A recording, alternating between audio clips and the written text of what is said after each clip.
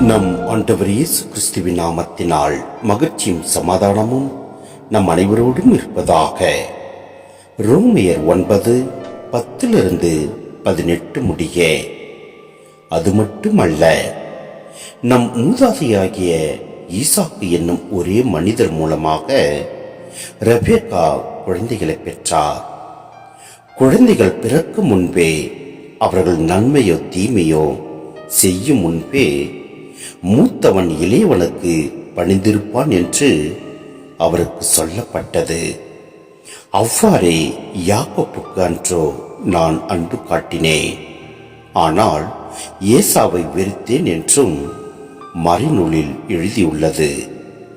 இதிலிருந்து கடவுள் மனிதரை தேர்ந்தெடுத்து தம் திட்டத்தை நிறைவேற்றுகிறார் என்பது தெளிவாகிறது.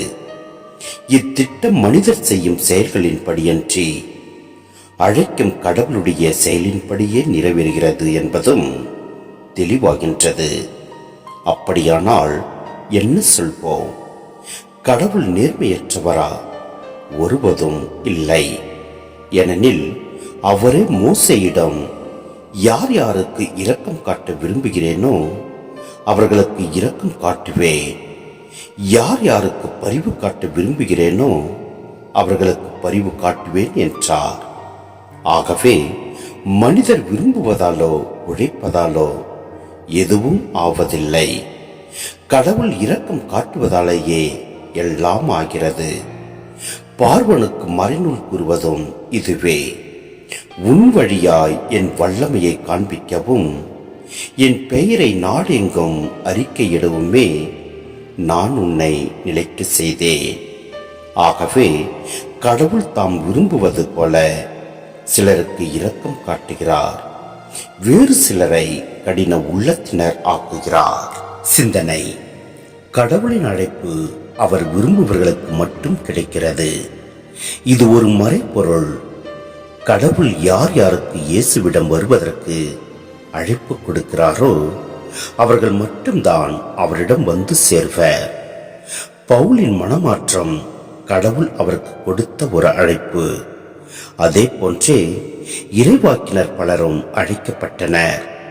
இதை பழைய ஏற்பாட்டு பின்னணியிலிருந்து எடுத்துக்காட்டு மூலம் பவுல் விளக்குகிறார்.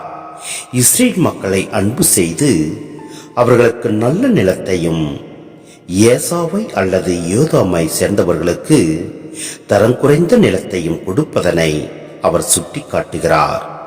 இதனால் இஸ்ரேல் மக்களில் பலர் இயேசுவை மெசியாவாக கண்டுணர அருள் பெறவில்லை என்பதே பொருள். இயேசுவை அறிவதும் ஆழ உறவினை ஏற்படுத்துவதும் கடவுள் தாம் விரும்புவோருக்கு கொடுக்கும் அருள். அதே நேரத்தில் பிறருக்கு வேறு விதமான அருளை கொடுத்து இயேசு மூலமாகவே அவர்களும் மீட்படையும் வழிவகையை அவர் செய்து கொடுக்கிறார். ஏனெனில் கடவுள் ஒருவரே. அவரே நம்மை ஆசீர்வதிப்பார். ஆமென்.